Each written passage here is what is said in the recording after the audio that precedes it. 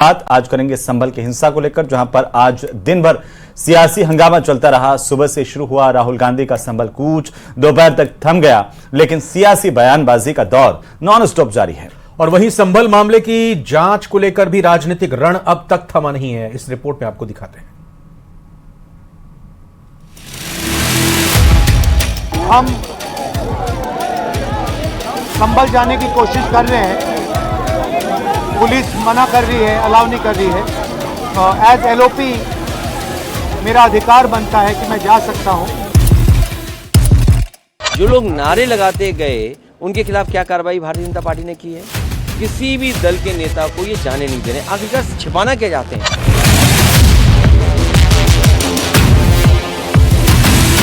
जब आप विपक्ष के लोगों को जाने देंगे, हालात वहां उससे हीलिंग होगी।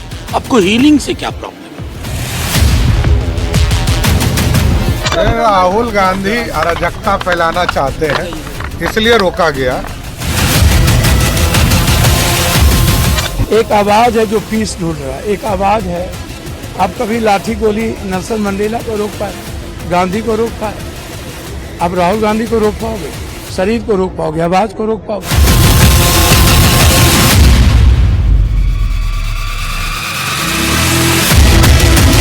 समस्या पैदा हुई वहां, कैसे, क्यों, क्या इसका जवाब हम सवाल नहीं कर सकते? संभल में 24 नवंबर को हुई हिंसा के बाद भले ही माहौल तेजी से सामान्य हो रहा है, लेकिन उस हिंसा की सियासी तपिश संभल के बाहर लगातार जारी है। राहुल गांधी के कल संभल जाने के ऐलान करने के बाद से ही दिल्ली से जुड़ी यूपी की सभी सीमाओं पर चौकसी बढ़ा दी गई थी। प्रशासन ने आसपास के जिलों को भी अलर्ट कर दिया था कि अगर राहुल नोएडा या गाजियाबाद से किसी तरह आगे निकल भी गए तो संभल तक न पहुंच पाए। लेकिन राहुल तो दिल्ली से बाहर ही नहीं निकल पाए। सुबह करीब 10 बजे राहुल गांधी अपनी बहन और लोकसभा की नवनिर्वाचित सांसद प्रियंका गांधी वाड्रा के साथ दिल्ली से संभल के लिए निकले। राहुल का काफिला थोड़ी ही देर में दिल्ली यूपी के गाजीपुर बॉर्डर पर पहुंच गया, लेकिन जैसा कि पहले से तय था, वहां राहुल को रोकने के लिए बड़ी संख्या में पुलिस फोर्स की तैनाती थी।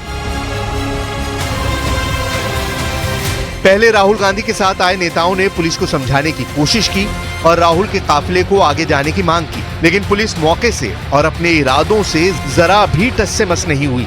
देखते ही देखते एक तरफ कांग्रेस नेताओं का जमावड़ा जुटना शुरू हो गया, तो दूसरी तरफ दिल्ली मेरठ एक्सप्रेसवे पर लंबा जाम लगना शुरू हो गया।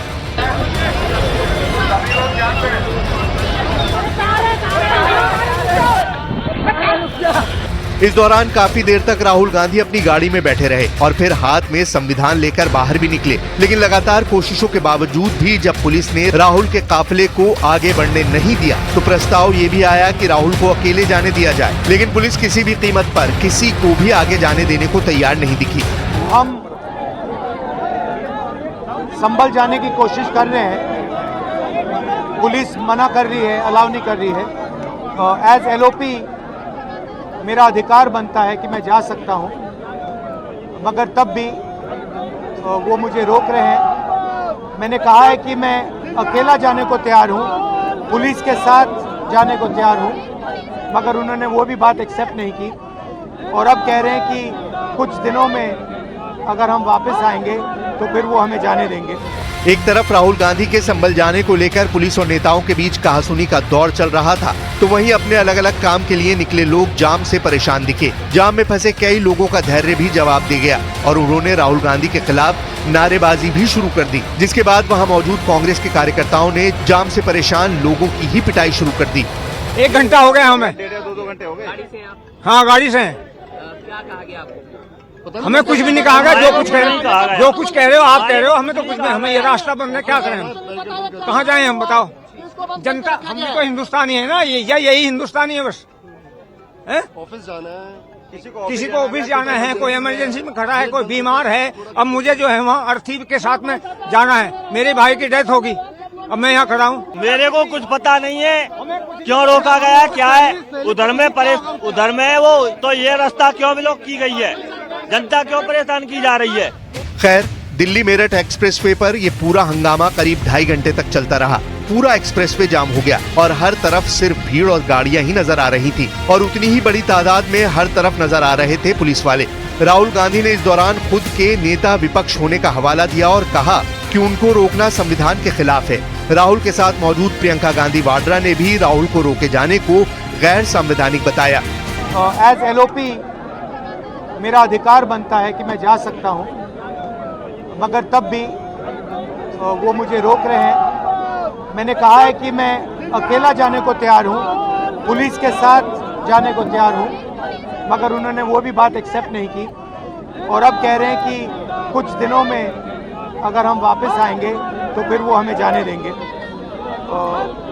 ये एक्चुअली जो एलओपी के अधिकार हैं उसके खिलाफ है, मुझे अलाउ करना चाहिए। संभल में हुआ है वो गलत है। राहुल जी नेता प्रतिपक्ष हैं, उनके संवैधानिक अधिकार होते हैं, वो बाकी लोगों से अलग होते हैं, उनको रोका नहीं जा सकता इस तरह से। उनका संवैधानिक पद है, संवैधानिक अधिकार है कि उनको अलाउ किया जाए कि वो पीड़ितों से मिलने जाएं। उन्होंने ये भी कहा कि मैं अकेला चले जाऊंगा, यूपी की पुलिस के साथ मैं अकेला चले जाऊंगा, मुझे अकेला ले जाइए। वो भी करने के लिए तैयार नहीं है। पुलिस वालों के पास कोई जवाब नहीं है। शायद उत्तर प्रदेश की स्थिति क्या ये है कि आप इतना भी नहीं संभाल सकते, तो फिर आप इतना गर्व से क्यों कहते हैं कि लॉ एंड ऑर्डर आपने संभाल रखा है यूपी में। खैर, संभल जाने को लेकर सियासत तो चलती रहेगी, लेकिन अब संभल मामले की जांच को लेकर भी सियासत शुरू हो गई है। संभल में जांच के दौरान पुलिस और फोरेंसिक टीम को पाकिस्तान मेड कारतूस और खोखे मिले थे। अब इसी को लेकर जुबानी जंग भी शुरू हो गई है। बीजेपी जहां हिंसा के पीछे पाकिस्तान कनेक्शन की बात कह रही है, वहीं समाजवादी पार्टी पूरे जांच पर ही सवाल उठा रही है। वहीं संभल में आज फिर से पुलिस और फोरेंसिक टीम ने इलाके में सर्च ऑपरेशन किया, जहां से कल टीम ने पाकिस्तान मेड और यूएस मेड खोखे बरामद किए थे। पुलिस के मुताबिक सर्च ऑपरेशन पूरा होने के बाद मामले में तफ्तीश की जाएगी। ये बहुत ही सेंसिटिव मैटर है, क्योंकि जब इसके बारे में फोरेंसिक टीम द्वारा अवगत कराया गया, एडिशनल एसपी महोदय ने मुझे बताया कि इस तरीके की चीज़ है, तो स्वयं मैं मौके पे आया हूँ बेजोई से।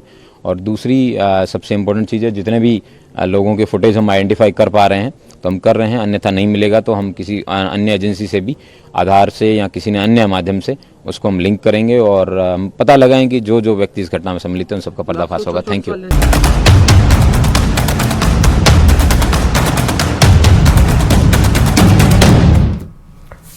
महाराष्ट्र में समंदर लौट आया है। 2019 में देवेंद्र फडणवीस ने जो वादा किया था वो निभाया है और हर इम्तिहान पास करके अब देवेंद्र फडणवीस का वक्त आ गया है वापस। महाराष्ट्र में ऐतिहासिक जीत के 10 दिन बाद महायुति ने सभी खींचतान को आखिरकार खत्म कर दिया, सरकार बनाने का दावा पेश किया। जहां कल देवेंद्र फडणवीस महाराष्ट्र के मुख्यमंत्री पद की शपथ लेंगे, उनके साथ डिप्टी सीएम पद की शपथ लेंगे एकनाथ शिंदे और अजीत पवार। ये रिपोर्ट देखिए।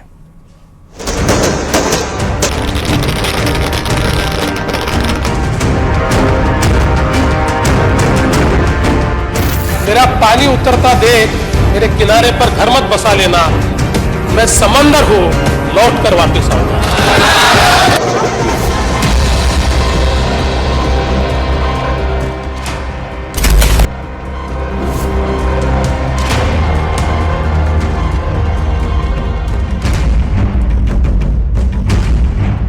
मैं समुंदर हूं, लौट कर जरूर आऊंगा। ये 2019 में बीजेपी नेता देवेंद्र फडणवीस के शब्द थे और हमें मानना होगा कि उन्होंने न केवल अपना वादा निभाया बल्कि उम्मीदों से बढ़कर काम किया। सर्वसम्मति से देवेंद्र फडणवीस जी को पार्टी के नेता के रूप में घोषणा करता हूं और नेता घोषित करता हूं। जो कहा था वो करके भी दिखाया। बीजेपी की ऐतिहासिक चुनावी जीत के बाद देवेंद्र फडणवीस को महाराष्ट्र का अगला मुख्यमंत्री घोषित किया गया है। बीजेपी और एकनाथ शिंदे की अगुवाई वाली शिवसेना के बीच 10 दिनों से अधिक समय तक गतिरोध के बाद ये घोषणा की गई। शिवसेना के अध्यक्ष के तौर पर और शिवसेना के लेजिस्लेचर पार्टी के प्रमुख के तौर पर महाराष्ट्र के मुख्यमंत्री पद के लिए मेरे नाम की सिफारिश का पत्र दिया है। साथ साथ राष्ट्रवादी कांग्रेस पार्टी के अध्यक्ष और लेजिस्लेचर पार्टी के नेता माननीय अजीत दादा पवार जी ने भी उसी प्रकार का पत्र दिया है। महाराष्ट्र में सीएम फेस को लेकर कुहासा छट गया है। देवेंद्र फडणवीस कल सीएम पद की शपथ लेने जा रहे हैं। फडणवीस, शिंदे और अजित पवार ने साझा प्रेस कॉन्फ्रेंस की। इस दौरान शिंदे और पवार के बीच तंजबाजी भी देखने को मिली। हल्के फुल्के अंदाज में शिंदे और अजित पवार ने एक दूसरे की चुटकी ली। क्या आप और अजीत दादा पवार साहब भी कल डिप्टी सीएम पद की शपथ लेंगे? अरे भैया, अभी तो कहा, देवेंद्र जी ने भी कहा, मैं भी कह रहा हूँ, रुको थोड़ा, अभी शाम तक रुको, अभी कल शपथ शाम तक उनका समझ में आएगा। मैं तो लेने वाला हूँ, मैं रुकने वाला हूँ। दादा को नहीं, अरे भाई, दादा को अनुभव है, दोपहर शाम को भी लेने का और सुबह भी लेने का।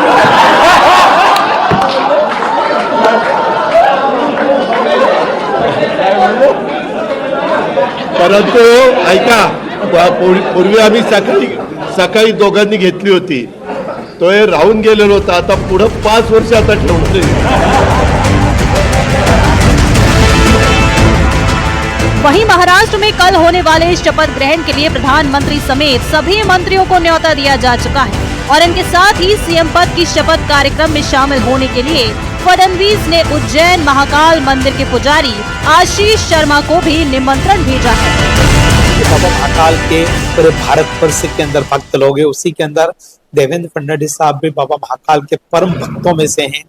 वो नित्य यहाँ पर आते हैं, साल में 3-4 बार बाबा महाकाल के दर्शन करने के लिए आते ही हैं, इसलिए उनका बाबा महाकाल के प्रति आस्था है और इसीलिए कोई भी कार्य होता है तो वो बाबा महाकाल के दरबार के अंदर निमंत्रण जरूर भेजते हैं और सम्मान बुलाते हैं, इसलिए हम लोग जाते हैं, उन्हें आशीर्वाद देते हैं। फडणवीस ने पिछले कुछ सालों में महाराष्ट्र बीजेपी को मजबूत करने में महत्वपूर्ण भूमिका निभाई है, चाहे गठबंधन को एक साथ रखना हो या विपक्ष को खत्म करना हो, जिसका फायदा एक बार फिर से फडणवीस को मिला है। Bureau report, news 18।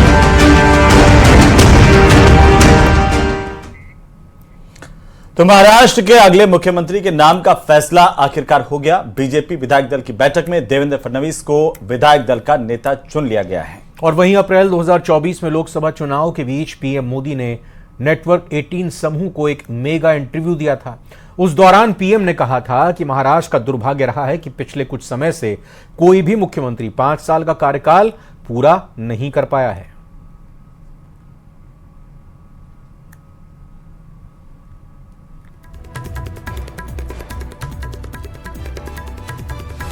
एक भी व्यक्ति 5 साल में, देवेंद्र फडणवीस पहले व्यक्ति थे लंबे अरसे के बाद जो एक पूरा कार्यकाल मुख्यमंत्री रहे और पूरी सरकार बेदाग रही, पूरी सरकार लोगों का भला करने वाली सरकार रही। एक मुख्यमंत्री सफल रहा हुआ मुख्यमंत्री वो आज डिप्टी सीएम बनकर के भी एक प्रकार से खुद के सम्मान को छोड़ करके आज भारतीय जनता पार्टी सिर्फ और सिर्फ महाराष्ट्र के उज्जवल भविष्य के लिए।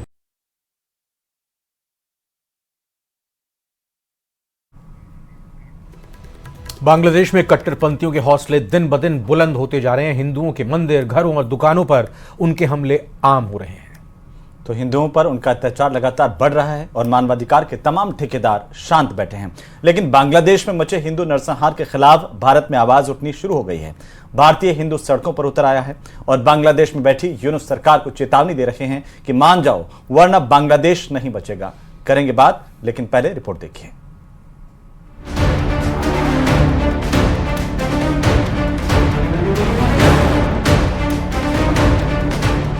इस तरह की तस्वीरें बांग्लादेश से सामने आ रही हैं, जहां इस्लामिक कट्टरपंथियों ने कोहराम मचाया हुआ है। बांग्लादेशी हिंदुओं का नरसंहार हो रहा है और बांग्लादेश के साथ पूरी दुनिया मौन बैठे इस हिंसा को देख रही है। मानवाधिकार की बड़ी बड़ी बातें करने वाले शांत हैं, लेकिन अब और नहीं। बांग्लादेश में मचे कोहराम के खिलाफ भारतीय हिंदुओं ने आवाज उठाई है। तमाम हिंदू संगठनों के साथ साथ साधु संत सड़कों पर उतर आए हैं और बांग्लादेशी सरकार को चेतावनी दे दी है। हिंदुओं की ललकार नहीं सहेंगे अत्याचार। जो बांग्लादेश में हो रहा है, अपने हिंदू पे अत्याचार हो रहे हैं, उसके खिलाफ हम आवाज उठाने के लिए इकट्ठा हुए हैं। हिंदू बहनों के लिए, भाइयों के लिए, हम सब हिंदू यहाँ भी खड़े हैं। बांग्लादेश में हिंसा, साधु संतों ने दी चेतावनी। अगर उन्होंने अत्याचार नहीं रोका हिंदुओं पे तो हम लोग जरूर जाएंगे, बांग्लादेश जाएंगे। हिंदुओं की हुकार, बंद हो नरसंहार।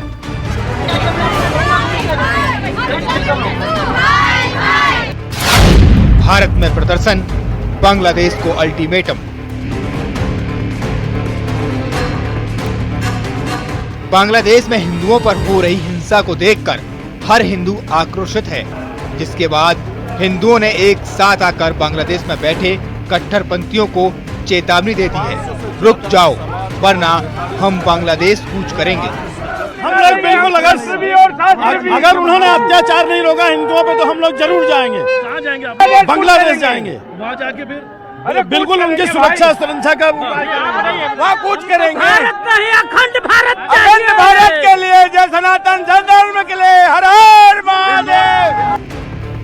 आज पूरे देश में बांग्लादेश में जारी हिंसा के खिलाफ तमाम हिंदूवादी संगठन सड़क पर हैं। हिंदू संगठनों की ओर से जन आक्रोश रैली निकाली जा रही है। शहर शहर बंद का आह्वान कर अपनी आवाज बुलंद की।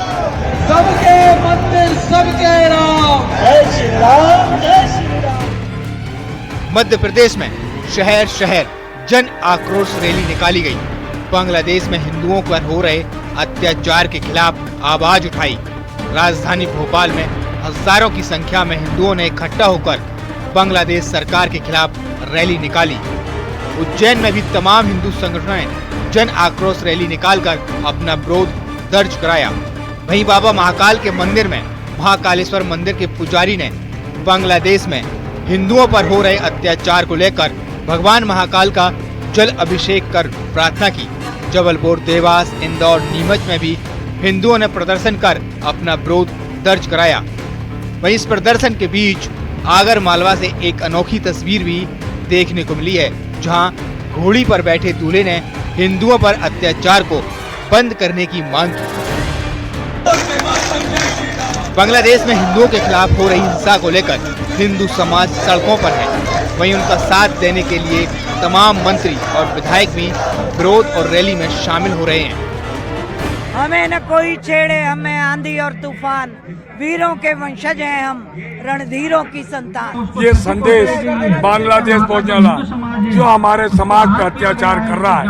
पूरा समाज, हिंदू समाज देश का, बांग्लादेश के हिंदू समाज के। तो वहीं पंजाब के पूर्व मुख्यमंत्री और अकाली दल के अध्यक्ष सुखबीर सिंह बादल की हत्या की कोशिश की गई। ये वारदात उस वक्त अंजाम देने की कोशिश की गई जब गोल्डन टेम्पल में सुखबीर सिंह बादल सेवादार की भूमिका निभा रहे थे।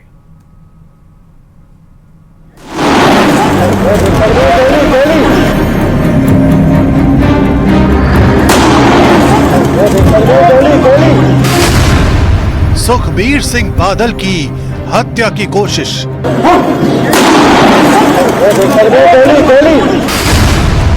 गोल्डन टेम्पल में बाल बाल बचे सुखबीर सिंह बादल। सुरक्षा में तैनात जवानों की वजह से बची जान।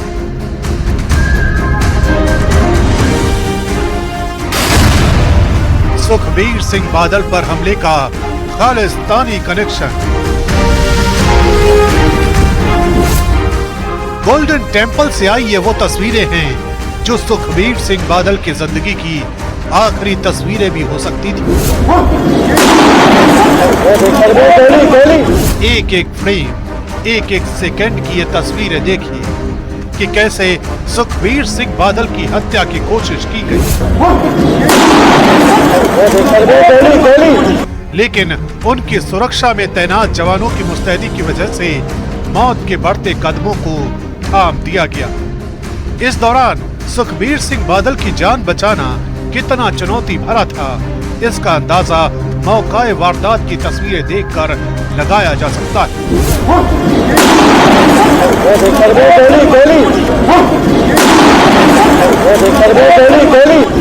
सर सुखबीर सिंह बादल की सिक्योरिटी दे जे आपां गल करिए तो एक AIG लैवल के बंदे इंचार्ज ने जो कि SSP रैंक है, 2 SPs 2 DSPs और पौने 200 ਦੇ ਕਰੀਬ ਸਿਵਲ ਡਿਪਲੋਇਮੈਂਟ ਸਾਡੀ ਇਸ ਕੰਪਲੈਕਸ ਦੇ ਵਿੱਚ ਹੈ, ਕਿਉਂਕਿ ਤੁਹਾਨੂੰ ਪਤਾ ਕਿ ਇੱਥੇ ਅਸੀਂ ਫ੍ਰਿਸਕਿੰਗ ਵਗੈਰਾ ਸੰਗਤ ਦੀ ਨਹੀਂ ਕਰ ਸਕਦੇ ਧਾਰਮਿਕ ਭਾਵਨਾਵਾਂ ਕਰਕੇ। ਉਹਦੇ ਬਾਵਜੂਦ ਹੀ ਬੜਾ ਫੂਲ ਪ੍ਰੂਫ ਅਰੇਂਜਮੈਂਟ ਸੀਗੇ ਔਰ ਜਦੋਂ ਹੀ ਨੋਟਿਸ ਕੀਤਾ ਗਿਆ ਪੁਲਿਸ ਨੇ ਐਕਟ ਕੀਤਾ और साडे मुलाजमां ने सारी जिहड़ी घटना नूं बचाया। अमृतसर के गोल्डन टेम्पल में पंजाब के पूर्व सीएम सुखबीर सिंह बादल पर ही हमला उस वक्त किया गया जब वो सेवादार की वेशभूषा में हाथों में बर्छी पकड़कर धार्मिक सजा काट रहे थे। इसी दौरान ग्रे कलर की जैकेट और नीली पगड़ी पहने नारायण सिंह चौड़ा के कदम धीरे धीरे सुखबीर सिंह बादल की तरफ बढ़ रहे थे। जब ये सब कुछ हो रहा था उस दौरान सुखबीर सिंह बादल के साथ उनकी सरकार में मंत्री रहे सुखदेव सिंह ढींढसा और विक्रमजीत मजीठिया भी मौजूद थे। पैरों में फ्रैक्चर होने की वजह से सुखबीर सिंह बादल व्हील चेयर पर बैठकर सेवादार की भूमिका निभा रहे थे। नारायण सिंह चौड़ा जब सुखबीर सिंह बादल के बेहद करीब आ गया तो उसने अपने जैकेट के अंदर से रिवॉल्वर निकाल ली और सुखबीर सिंह बादल पर जैसे ही फायर झोंकने की कोशिश की सुरक्षा कर्मी एक्शन में आ गए। इस दौरान ऋषिपाल सिंह, जसवीर और परमिंदर ने नारायण सिंह चौड़ा के इरादों को नाकाम कर दिया।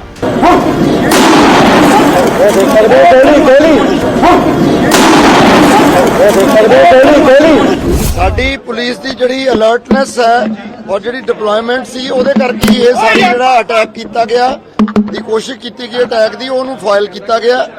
साडे मुलाजम रिशपाल सिंह, जसबीर ते परमिंदर ये 3 बंदियां ने बड़ा अलर्टनेस का सबूत दिता और ये जिहड़ी भी अटैम्प्ट सीगी ओनू फॉयल किया गया।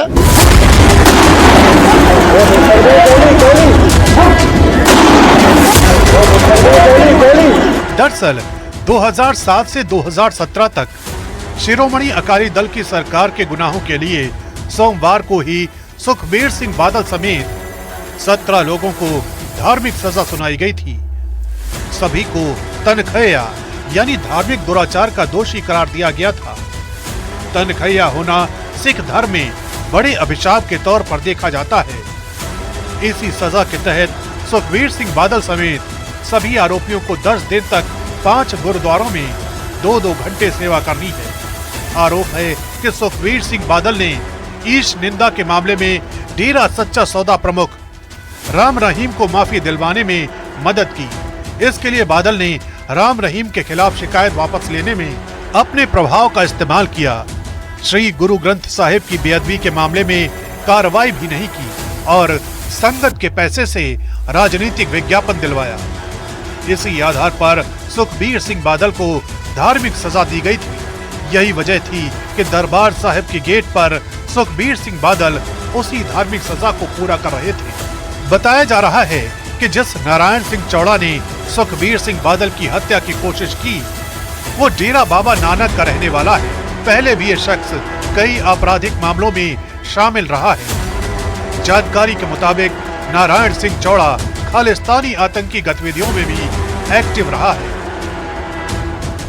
एक नारायण सिंह चौड़ा जो कि पुराना क्रिमिनल रिकॉर्ड भी उन्हों का काफ़ी और उन्होंने गिरफ्तारी की गई है, पर्चा दर्ज किया गया है। फिलहाल पुलिस आरोपी से पूछताछ में जुटी है और पता लगाने की कोशिश में है कि आखिर वारदात के पीछे का पूरा मकसद क्या था।